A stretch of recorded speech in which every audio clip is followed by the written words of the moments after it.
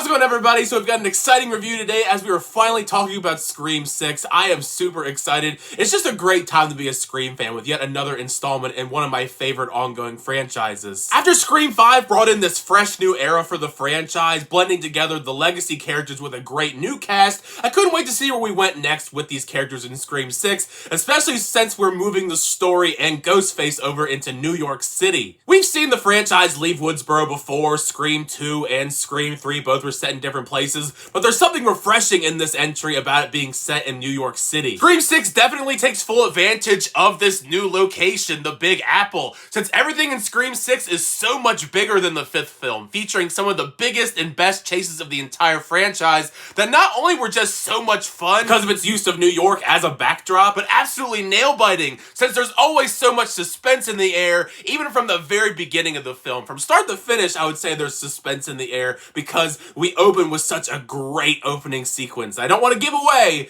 but it's probably one of my favorite opening sequences of the entire franchise. It really sets the tone for the tension that's going to continue to build until the climax of the film. As we all know as Scream fans, the Scream films always love to pack in the witty meta commentary and blend it in with some great horror and suspense. And once again in Scream 6, I think those ingredients work together pretty well. The meta commentary in this one, a lot of it swirls around film franchises as a whole, and it's pretty hilarious. I mean, we are on the 6th installment in the franchise now, so I'm glad that we can poke a little bit of fun at ourselves along the way. While the film has excellent comedic moments and surprisingly tender moments too, the general tone of Scream 6 is much darker than the previous film with how the story unfolds for all of our characters. This entry just takes a bit more risks with the material, the story, the direction it's going in, and I have to commend them for attempting to do something a bit more ambitious this time around with the twists and turns of the story, trying to mix up the formula a little bit as the mystery unfolds, even if necessarily I don't think all of those risks pay off by the end. However, because of those risks, there are some benefits because there are some great moments between certain characters and also some other badass moments with Ghostface in this entry.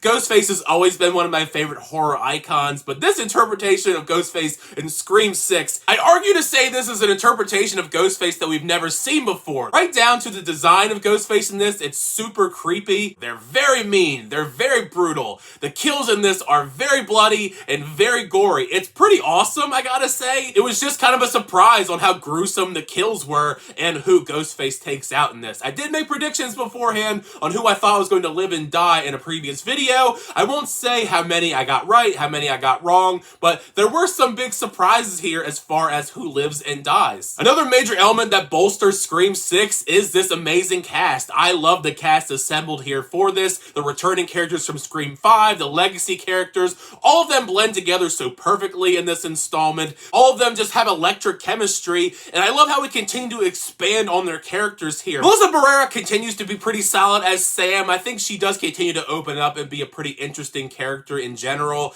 but the one that really steals the show here is the character who was mostly sidelined in the last film, the iconic Jenna Ortega. She finally is able to shine a whole lot more, featured a whole lot more, and she is probably my favorite character among this new cast of characters. But Jasmine Savoy Brown and Mason Gooding also shine a whole lot as the twins. I am still shocked that Mason Gooding survived the last film, but I'm glad they decided to keep him alive for this entry because he has some scenes in this where he shines a whole lot without giving too much away. Among the newer cast of characters introduced in the Scream 6, I thought Jack Champion was pretty solid and Samara Weaving too. It's just exciting to see Samara Weaving in horror films, which makes sense because they did work previously with Radio Silence and Ready or Not.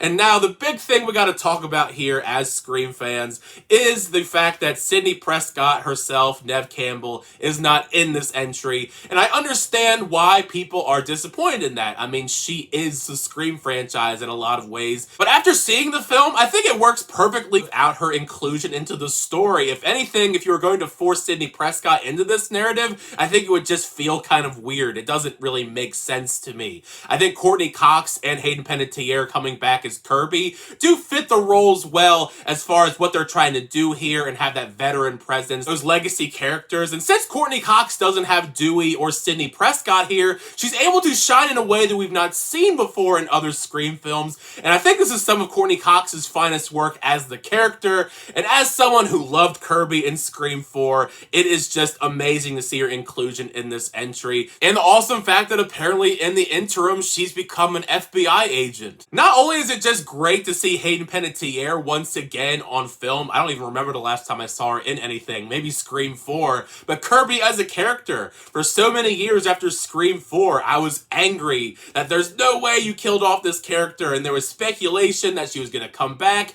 and we had that confirmation with the Easter egg in the last film that she's alive. So it's just nice to see the character pop up again after all of these years. I have a feeling fans of the Scream franchise are going to have a lot of fun picking up on stuff in this entry that are Easter eggs. There's a plethora of Easter eggs and references, even outside of that epic Ghostface museum. As I alluded to earlier, some of the twists and turns in this were a bit questionable to me. Nothing that was deal-breaking or anything, but as we went into the final act, there were just some things that I was not a big fan of. I think the Ghostface reveal in this is probably one of the weakest of the entire franchise, which is a real bummer because I still think Ghostface before that was just so awesome. But just the motivation and the reveal of who the Ghostface is in this, not my favorite without going into too many details. All around though, Scream 6 is another outstanding installment. The freshness and the ambition of this story really stands out as this new entry from Radio Silence tries to carve out an exciting new adventure. This new cast is great while also paying respects to what came before. It's fun, it's bloody, it's suspenseful, it's all the things that you want in an excellent Scream installment. I don't know yet where I'd rank this among the Scream films. I'm hoping to do a ranking very soon, but I'm very excited to talk about the film with you guys in the comment section down below. What did you think of Scream 6 once you get a chance to check it out? Did you like the film? Did you not like the film? Share your thoughts down below in the comment section, because part of the funness is having the conversation with you guys in the comment section down below. And thank you guys, as always, chat the reviews. I always do appreciate it. Make sure you like on the video, and also subscribe to the channel so it's updated reviews, reactions, unboxings, and more. Next time, I'll see you guys later.